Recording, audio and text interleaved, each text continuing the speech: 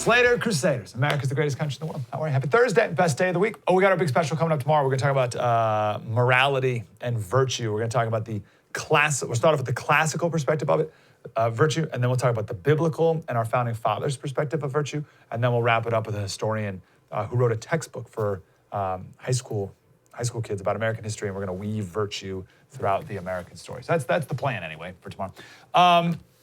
I want to talk about Kenosha a little bit here, but let's back it up for a second. I was thinking about this the other day, and I just want to kind of talk out loud here and see what you think of this. Let's go back to COVID. Could it be that a lot of COVID and the freak out and the panic around it was the result of our lives being too safe, too predictable, too prosperous? Think about this. So we live unprecedented lives in America, way better than anyone ever in history. We're way more secure than anyone. You never worry about, are you going to eat? It's like what you're going to eat, right? You would rather be poor in America today than the King of England 500 years ago or less. And we can start with indoor plumbing, for instance. We're way healthier now. The only reason why we're not even healthier than we are now is because we have too much food. We have too much food and don't exercise enough. But even exercise is a first world thing, because back in the day, there was no exercise. You just worked in the fields all day. You worked in the manufacturing plant all day. You didn't end your day in the fields with a high-intensity, lightweight, high-rep beach body workout. There's no exercise. Back in the day, it was just work. There's an argument that a lot of the deaths of despair in America today are really deaths of prosperity in a lot of ways. So that being said, I think the primal part of us is itching for and wants difficulty, right? Because that's how we grow, and the primal part of us knows that and was built for that. Douglas MacArthur, we have a framed poem in our son's room from Douglas MacArthur. He wrote a poem to his son. His dad was stationed in the Philippines at the time, and he wrote a poem when his son was born. His son's name was Arthur MacArthur. And one of the lines is, lead him, I pray, not in the path of ease and comfort, but under the stress and spur of difficulties and challenge. So the prayer for his son was not to live a life of comfort. I think we were designed to thrive in challenges. And I think a lot of the COVID, maybe some of the COVID was our lives were too good and too safe, and the primal part of us reacted to this potential fear because we wanted to be brave, right? We wanted to, this is our chance to act like men, and we could protect our families from this threat. This materialist, modern life was boring. We wanted action, something with high stakes. So this idea of an invisible virus, right? Something that required you to stock up on food, get your ammo, batten down the hatches, because it's Walking Dead time, baby, finally. Now, there's truth to it, right? There were long lines. You should have stocked up on food. You should definitely have lots of ammo. There were lots of unknowns, et cetera, yeah. But clearly, it wasn't what people potentially were worked up that it could be, and maybe even deep down, if you're honest with yourself, in a way, we're kind of hoping it could be, because we wanted action. We wanted to be men. And I think there's an element of that in riding across the country in Kenosha. Right? These are people. Let's start with the people doing the rioting. I think they're people who are mostly bored.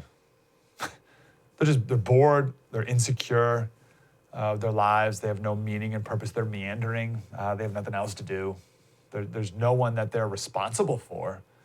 Like, I can't go riot, right? I have 3 little kids, I'm busy, right?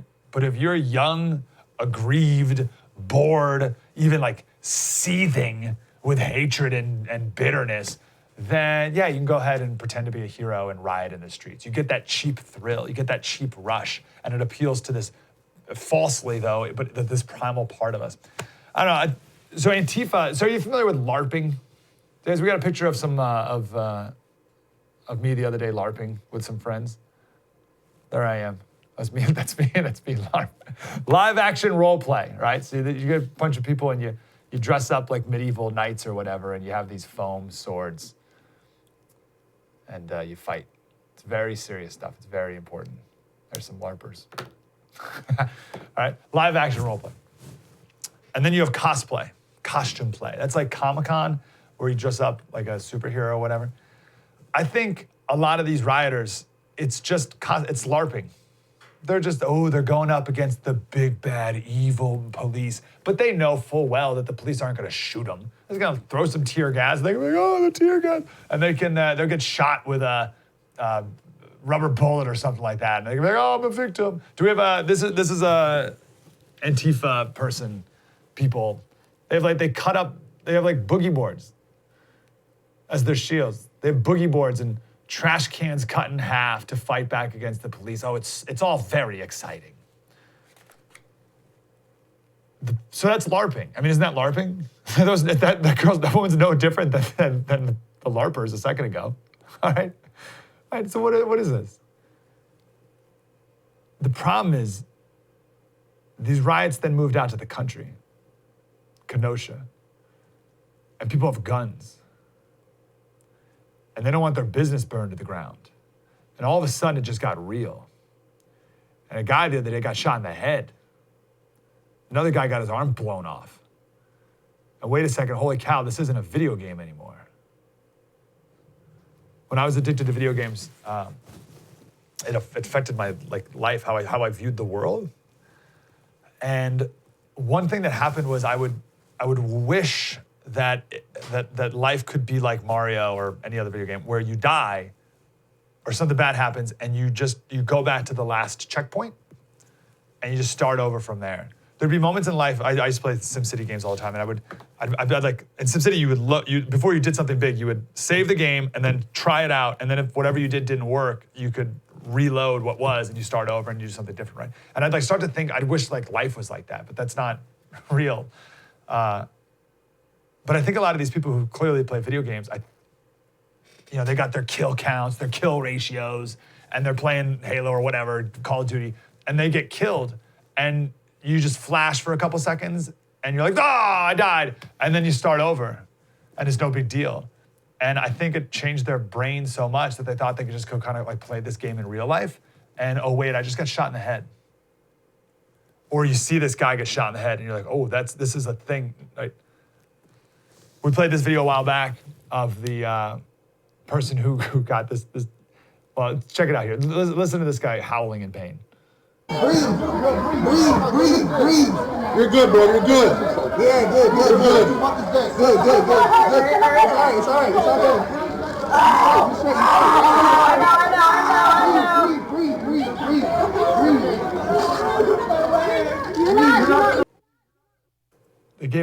They were giving him a tourniquet to stop the bleeding. There was no bleeding. What are you guys doing? What a ridiculous thing. He got shot by a rubber bullet or I don't know what happened, tripped and fell and got a little scrape on his knee. And they're like, get the tourniquet, medic! What are you guys at? So it was all very fun and exciting to play pretend riot when the police were throwing bean bags and rubber bullets. But now people in Kenosha have guns with real bullets, and you can get shot in the head. And I wonder how much of the 17-year-old who got arrested, I wonder how much of his motivation was just wanting some adventure in life. And he wanted to stand for something and be something and wanted to be brave and defend property or whatever against the bad guy, right? I wonder how much of this was just pretend for him. Tucker Carlson, he got in trouble yesterday for saying people in charge from the governor of Wisconsin on down refused to enforce the law. They stood back and watched Kenosha burn. So we're really surprised this looting and arson accelerated to murder. How shocked are we that 17-year-olds with rifles decided that they had to maintain order when no one else would? I think that's true, but also on an individual level, that's a big society level, but on an individual level, when we raise kids, young boys in particular, but kids have no purpose or calling or meaning in their lives, they're gonna react in one of two ways.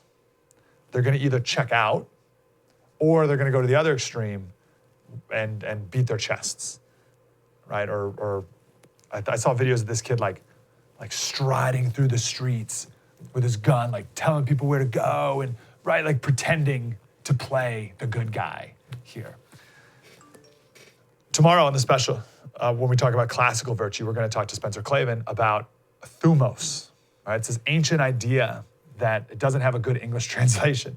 And we'll explain it tomorrow, but it's what we're lacking in America. Now, there's a lot of cosplay on the left with the rioters, but there's cosplay on the right too.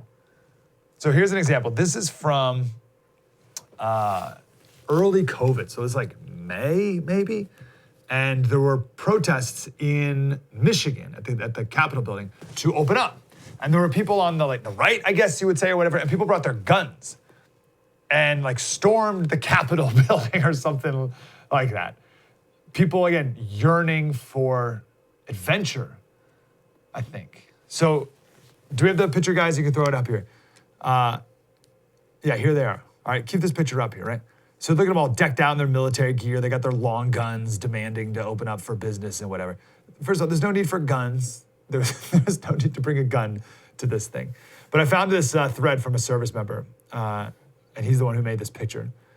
This is what he said. He said, none of them are wearing anything that matches. So this is less a well-regulated militia and more piecemeal acquisition of equipment whenever their next paycheck clears. Most of it's weirdly sized. 1, 2, 3, and 5 are clearly wearing vests that are too small for them.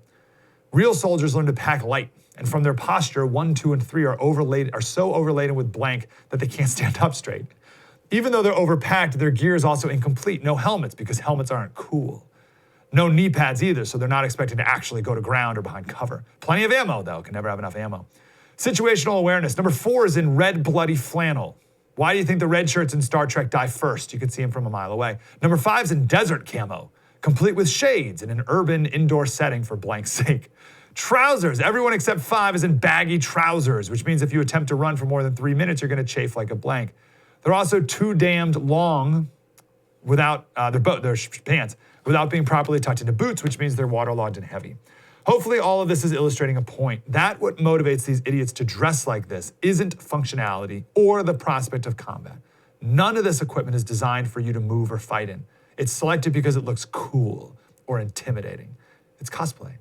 Children who want to look like soldiers without the actual risk and hardship that comes from actually being in the military.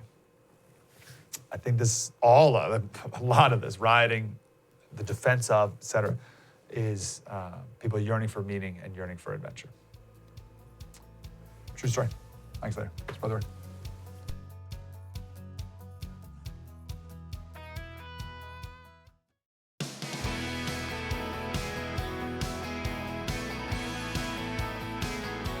Hey, Slater Crusaders. So people ask me pretty much every day if I think Trump is going to win. And the answer is, yeah, he'll win.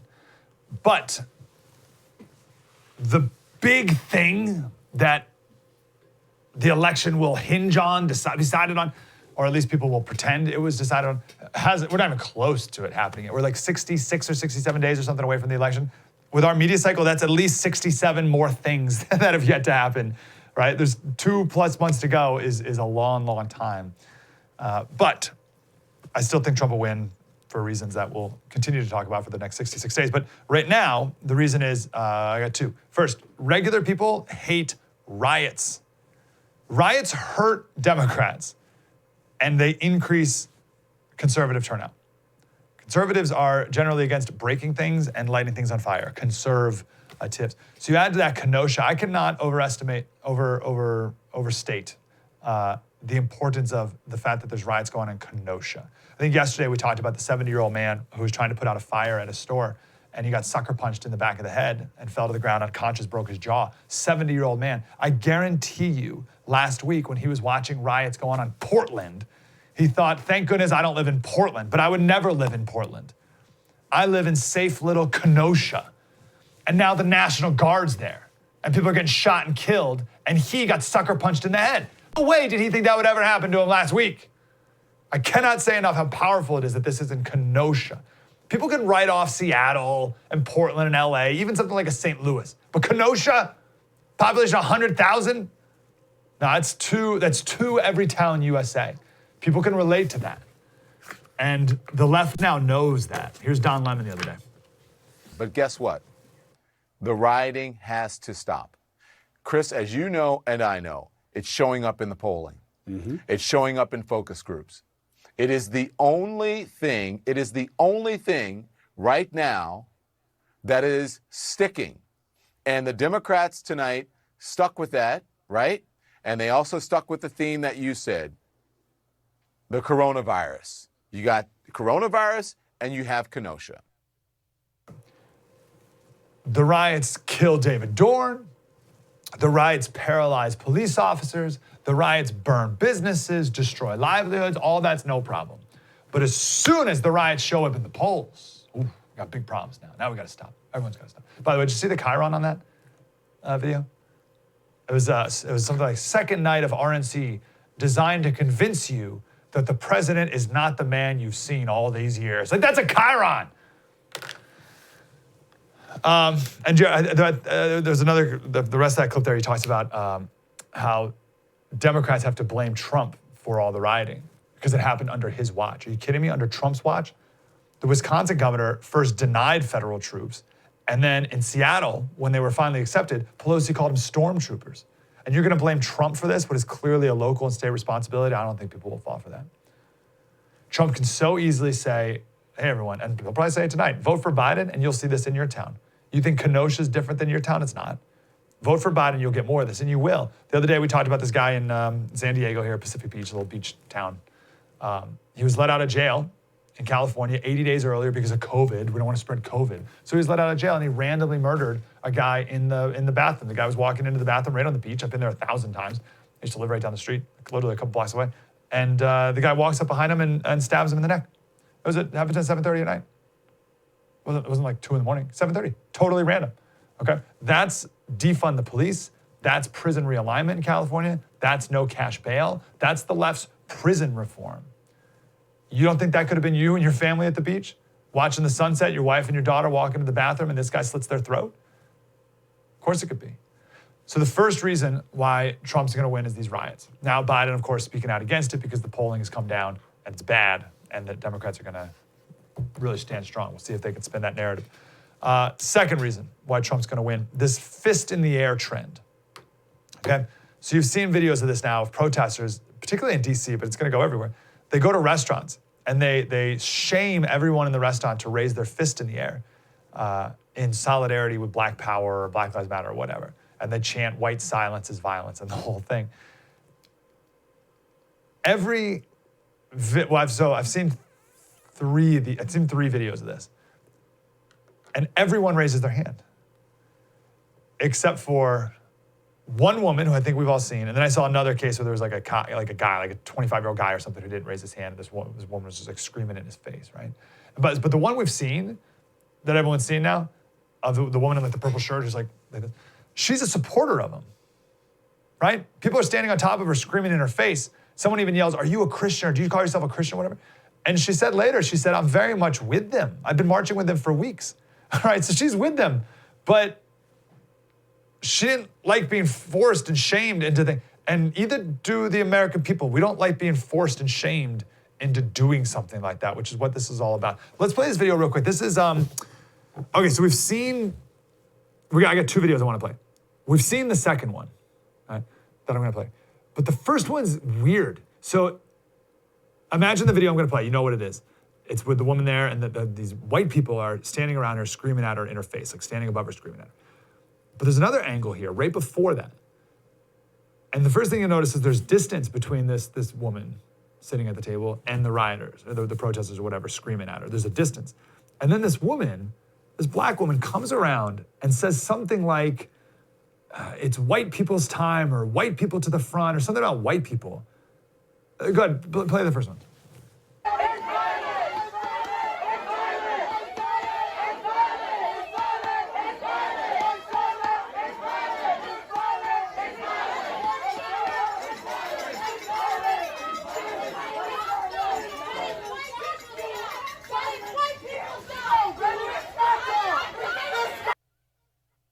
Right? So it's white people time or something.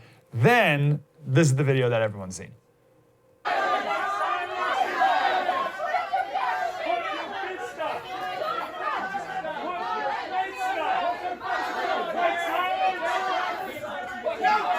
Okay.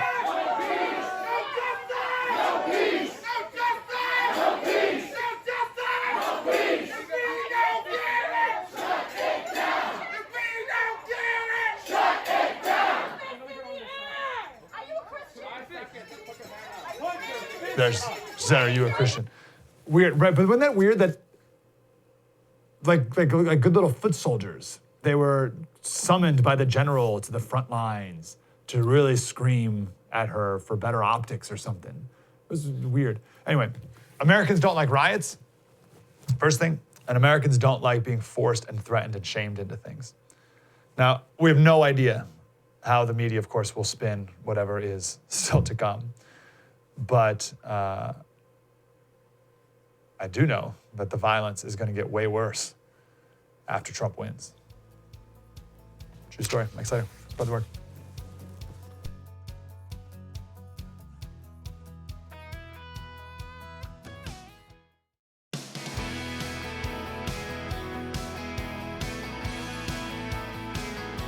Hey, Slater Crusaders, coming up next, we are going to talk to a historian about the Revolutionary War and help us understand our story, the American story. It is entirely your responsibility to teach your kids or grandkids these stories. No one else is going to do it. You can't outsource it.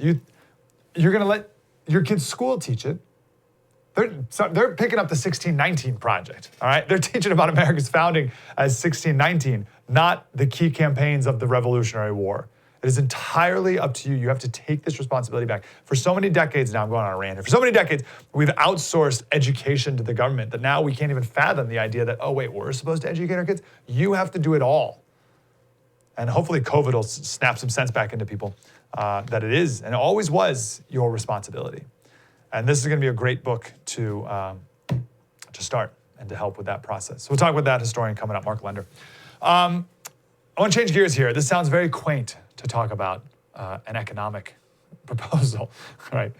So I feel like this is a segment we would have done last year and been happy with it, but now it's chaos, death, destruction, and now taxes. There's a proposal in California. This will pass, because they always do in California, to tax the millionaires. Now, if you're not a millionaire, this will, how many years have we said, I don't know what the last straw will be. I don't know. I don't know what the last straw is going to be economically for California. I can't imagine it being worse than this. This is a little California I don't want to go too much detail, but we have a thing called Prop 13 in California. It was passed in 1978. It's the one tax in California that's reasonable. Everything else, we have the highest tax in the country, or second or third highest. Gas tax, everything. But the property tax is relatively low, like 1+%. And the left hates that. The unions hate it, the Democrats hate it, and they've been trying to chip away at Prop 13 for years and years and years, and I think they're finally going to get some headway on that. But anyway, that's going to be a straw that breaks the camel back. But this one's pretty bad too. So it's a wealth tax. It's a wealth tax, not an income tax, a wealth tax on all wealth in excess of $30 million. Now this is except real estate, because they say that's already taxed via property taxes, even though all money is already taxed before you get it. Anyway, so not, at least for now, doesn't include real estate. So anything other than real estate, any wealth above $30 million. All right, so this would affect 30,000 California families. It's the richest 0.15% of people. And this is why it'll pass, because so many people are stupid in California. They're like, oh, well, that's like, what? That's just them. No big deal. California has 17% of the country's, 12%. 12% of the country's population in California. But we have 17% of the country's millionaires and 25% of the country's billionaires. Right? And the state, the politicians, the greedy government, right? Notice you're always the greedy one, right? Because you want to keep your money. The people who want to take your money, they're never greedy. The greedy politicians are ticked off because a lot of the super rich don't pay a lot of income tax because they don't have a lot of income. So Mark Zuckerberg, for instance, he doesn't make any income, right? His salary at Facebook is $0. So he doesn't pay an income tax on his Facebook salary. But this wealth tax, he pays a ton of other taxes, right? It's not like he's getting away scot-free. But this wealth tax would be 0.4% on his entire wealth. $85 billion. That's $340 million a year. All right? $340 million a year. Do you really think that Mark Zuckerberg or any of these other millionaires who have houses all over the country, do you think they're still going to live in California and keep California as their main residence when they have to pay $340 million a year for it? Not a chance. You're telling me Mark Zuckerberg, and I'm using him as a metaphor for all of these people, would either stay in California, they got a choice, right? You're either going to stay in California and pay $340 million a year to the state, or spend a half a year and a day in Hawaii, or even just on the Nevada side of Tahoe. No way. This proposal makes New York look like tax haven. Give you an example. Put this in perspective, because $340 million, like what is that even? Zuckerberg bought recently a plantation in Hawaii. Okay, there it is. Check that out. It's that whole thing. Okay, not to mention that's private beach, whole thing. 750 acres. It's 750 football fields. Okay? He bought that for $100 million. So he could buy that property 3 times over every year, or write a check to California government every year and get nothing. Right? What do you think? Well, give me a break. What do you think he's going to do? Think he's going to stick around? Now, here's where the wealth tax gets even more insane, because these politicians know it. They know this. They know the problem with this. They know these rich people are just going to leave. It gets better. I don't even know how this is legal. But when this thing passes, if Zuckerberg and all these rich people leave, they still have to pay the wealth tax for another 10 years, even after you move. How is that? So it decreases over time. So the first year you leave, you pay the 0.4% on 90% of your wealth. And then the next year you pay it on 80% of your wealth, and then 70%, 60, 50, and then all the way down. And then like on your 9th year, it's 10% of your wealth. And then the 10th year, it's over, whatever, right? Like, how is that legal? What's the collection mechanism for someone who doesn't even live in the state to still pay state taxes? Isn't that amazing? But that's the final admission. Like, we're done even debating this anymore. That's the final admission from the left, that raising taxes means you get less of it, and they know it. And they know, of course they know. This is why they want to raise taxes on smoking. Why do they want to raise taxes on cigarettes? So people smoke less. Why do they want to raise taxes on soda? So people drink less soda. Why do they want to raise taxes on gas and cars? So that people drive less, right? Yet they know it. And in this case, you're going to tax millionaires. You're going to get fewer of them. Amazing. They also know that this will affect the number of millionaires who may move into California. So if you're moving into California, they ramp up the tax. So the first year you pay 0.4% on 10% of your wealth. The second year, 20%, then 30%, 40%. And then by your 10th year, you got to pay the full 100% every single year. Isn't that amazing? So they admit that it's going to be a hurdle to get people to move to California knowing they have to pay this tax as well. Just incredible. So, I mean, it's a huge problem. Already in California, the top 1% richest Californians pay 50% of income taxes as it is. So, I mean, you put fairness aside, that's just unwise. It's way, way too volatile, right? The richest 1% incomes are fluctuating like crazy. That's an unreliable foundation to have your tax base on, right? And the richest are the people who can move the easiest. And these rich people move and the entire state budget's wiped out. California's budget is a game of Jenga, and I don't know how many more blocks you can take out. But no one cares, right? It'll pass. It'll pass. I mean, listen, we're going full-blown cultural Marxism in America. We might as well go full-on economic Marxism too. Now they're going to pitch it as, oh, it's for the public good and blah, blah, blah. Listen to this. This is a Berkeley economist. Lower government spending, however, for sure, negatively affects the economy. Borrowing from the rich or taxing the rich is imperative to fight the recession. Borrowing? Borrowing from the rich? What do you mean borrowing? What do you do? Read someone the other day, he said, California's really outdoing themselves right now. You can't leave the house because of COVID, but you can't go outside because of fires. You can't turn on the AC because the power's out. And you can't ride in an Uber because of AB5, and you can't leave the state or they'll tax you. California is a crystal ball for the country. And don't worry, you too can have this nationwide. If you're not careful, one of our senators might be president. Coming up next, we'll talk to a historian about the Revolutionary War, which was fought over stuff like this. True story. Mike Slater, spread the word.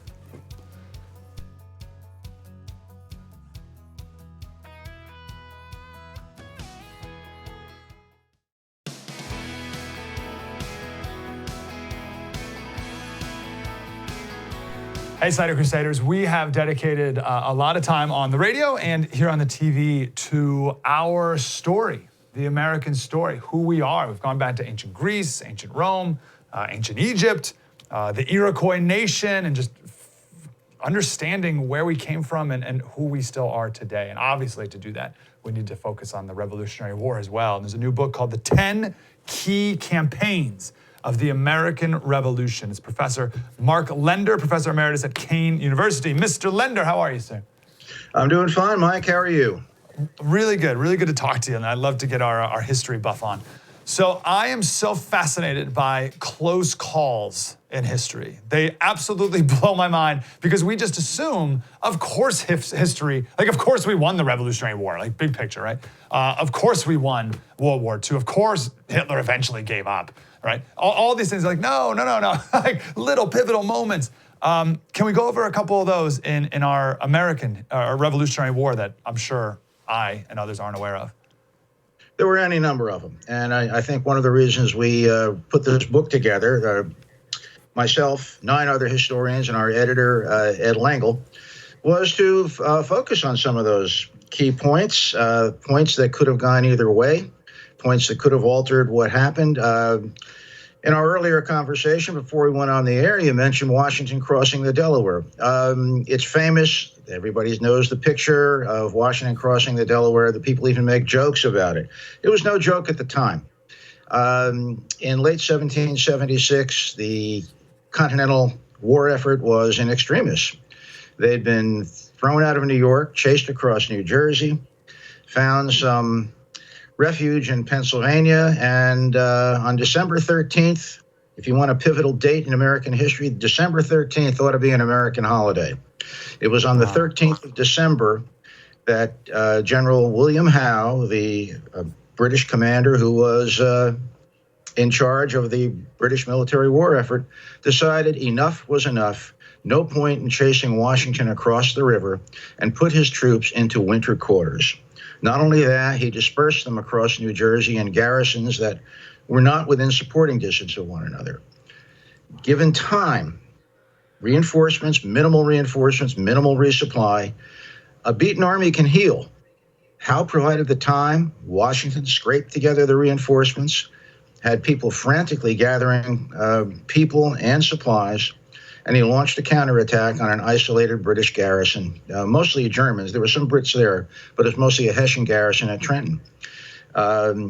It was, people argue, was it a battle? Was it a raid? The shooting really didn't last more than 40 minutes, but that would be some of the more important 40 minutes in American history.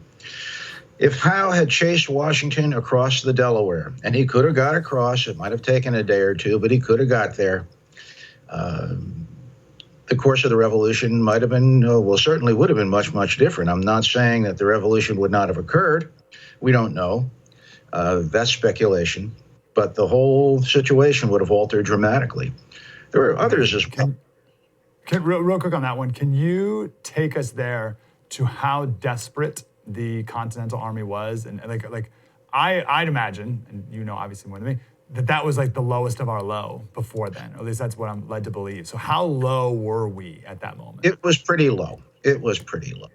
You had a situation in which an American invasion of Canada in 1775 was thrown back in 1776 by a very, very professional and massive British counterattack. You had troops deserting, simply thinking that the war was over. As he was going through New Jersey, General Howe issued pardons to patriots. Simply come in, pledge your allegiance to George III, and go home.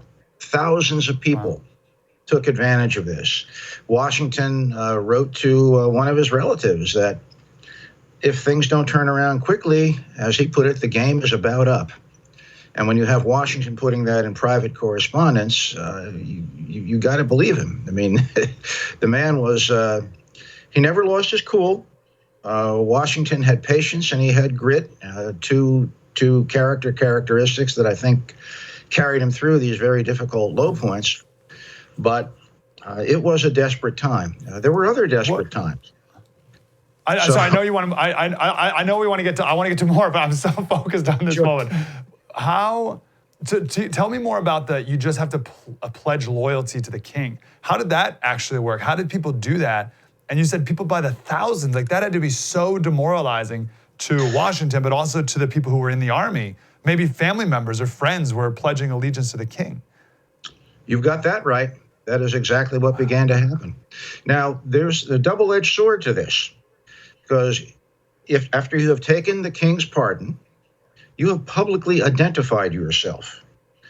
And after Washington's counterattack, the British pulled back over the rest of 1776, and there are only days left, as a matter of fact. And then into early 1777, the British held just this narrow strip between central New Jersey and coastal New Jersey, New Brunswick and Perth Amboy, for those who know the geography over there. Not very much. And so they left exposed all these individuals who had publicly come in, taken the king's pardon, and they were ripe for, how shall we put this, political re-education by their rather irate patriot neighbors. And it was, look, this was a bad business because in their thousands, they were exiled. They eventually would have their estates confiscated. There were executions. There were bushwhackings.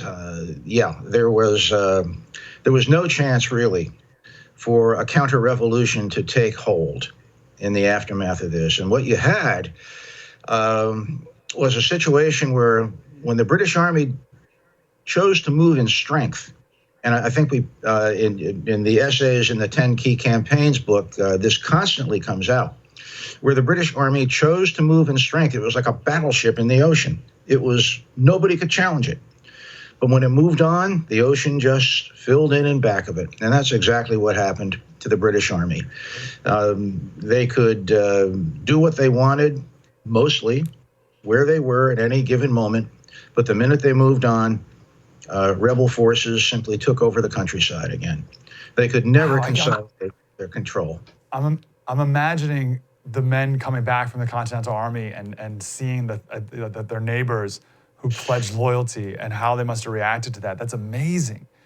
It was worse than that, because you weren't talking about the Continental regulars under Washington. What you were talking about was militia. These were the neighbors of the folks who had taken the king's pardon, and that was a personal grudge. What you got was, in New Jersey at least, and in a great deal of the rest of the colonies, it became a war to the knife. These were people, former neighbors who had known one another, and they fell out over the revolutionary cause, loyalty to the king or loyalty to the revolution. There were people who tried to remain neutral. It was tough, but once you had identified yourself politically, you ran the risk of paying a real price. And you said that people were exiled. People were exiled and maybe even killed. In their thousands, more exiles, property confiscations. They confiscated loyalist property in order to finance the war effort.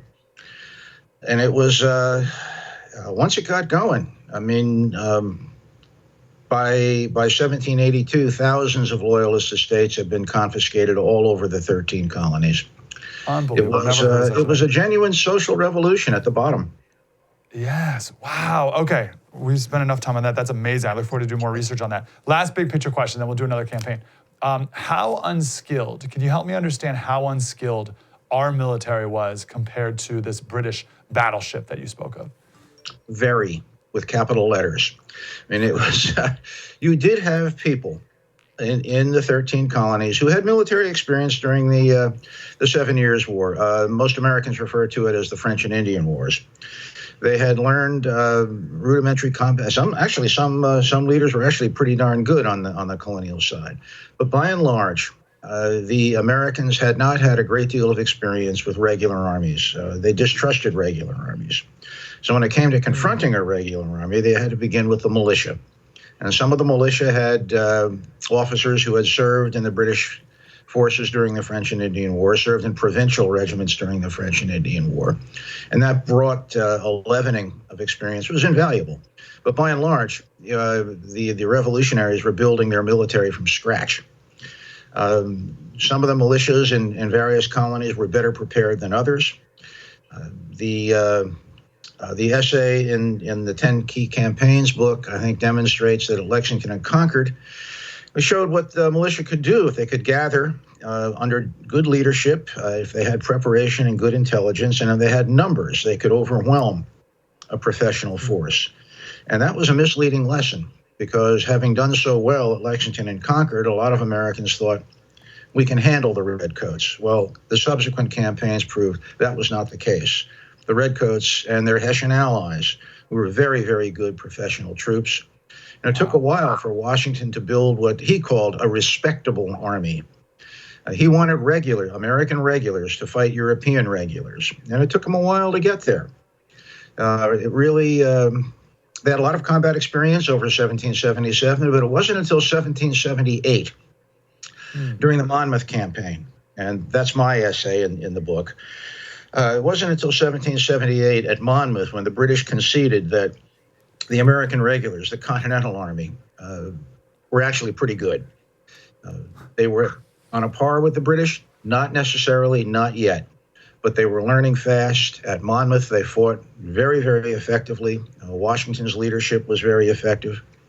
The British were impressed. I mean, it was a tough lesson for the British to learn. All of a sudden, these guys who we had handled pretty easily now are a legitimate force to reckon with in the field. So, what was a skill that was learned over 2 months? Was it like how to follow orders? Was it how to outflank an enemy? Or was it even more like how to shoot properly? Like what? It was even more basic. Wow. It was even more basic.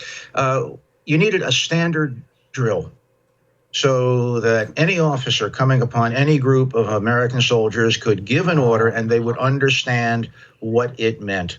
Now, it's not that the Americans were untrained. You had regimental commanders in 1777 who were training their brigades and their regiments.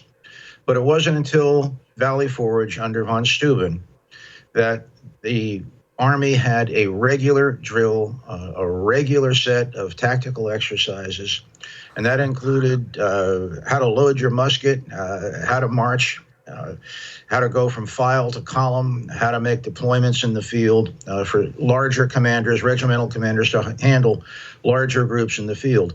Let me give you one example, and I think you'll find this interesting. As Washington chose to counterattack at Monmouth, this is the 28th of June, 1778, he organized what he called battalions of picked men. He would go to the regiments, give me a couple of good officers and 20 of your best guys. And they put these picked men into separate battalions.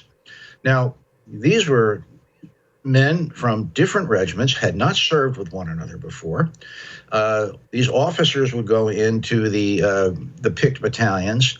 These were officers who may have known the 20 guys from their own regiment, but they didn't know anybody else or didn't necessarily know anybody else. And you had colonels put in charge and said, go after the British.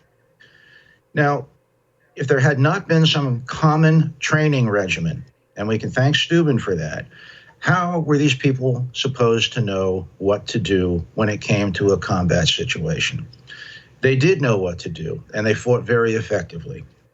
So, learning drill and marching is not the sexy part of military history, but it's the kind of stuff that ties an army together. We got about 2 minutes, sir. Can we talk about George Washington for these 2 minutes? So you mentioned patience, which is interesting. This is a leading question. How amazing of a man was George Washington? But maybe what's one virtue of his that really stands out to you among the rest? I'm going to give you two, all right? They're related. Mm-hmm. I would go with patience. He learned patience. He had a volatile temper, but he learned around Boston in 1775, don't do anything rash. Take your time. Think before you act. And he learned that. And he had grit. Call it determination. He knew that it was going to be a long war. And he knew there would be reverses. But he was committed. He was determined. And so with patience, he knew eventually he could build an army if he had cooperation from Congress and other patriots. And he did. He knew it was going to take a long time, but he was determined to see it out. He's been called the indispensable man. To the revolution, he was. Think about it. There's nobody else who could have done what he did between 1775 and 1783. What do you think motivated him to be that man, to better himself and to be the man he was? What was his driving force? You know, this is a question that historians have been dealing with since the revolution itself. What was it about this individual that made him commit to a cause that was a real chance? And he risked everything in committing to the revolution. I think he believed in Republican government. He came to it rather gradually. But once he was committed, he did not believe that it would have been the honorable course to go back on the course he had chosen. So I don't know. And people will debate the question you just asked forever, as long as there is any in the American Revolution. And why not? Every generation's got to reevaluate George Washington, and he's well worth reevaluating. Beautiful. I actually love that answer. I also love the humility of that answer. You know, it's like, don't know, but we'll keep learning. Sir, your book has moved to the top of my queue. I'm going to read it this weekend. The 10 Key Campaigns of the American Revolution. Mark Lender. Professor, can we talk again? Anytime. It was a pleasure, Appreciate Mike. you very much. Yeah, 10 key campaigns of the American Revolution. This is our story. We got to know it. We have to know it. It's our responsibility to teach our kids these stories as well, because they're not going to learn them in school. It's your responsibility as the parent. True story. Mike Slater. Got a big special tomorrow about virtue and morality. Spread the word.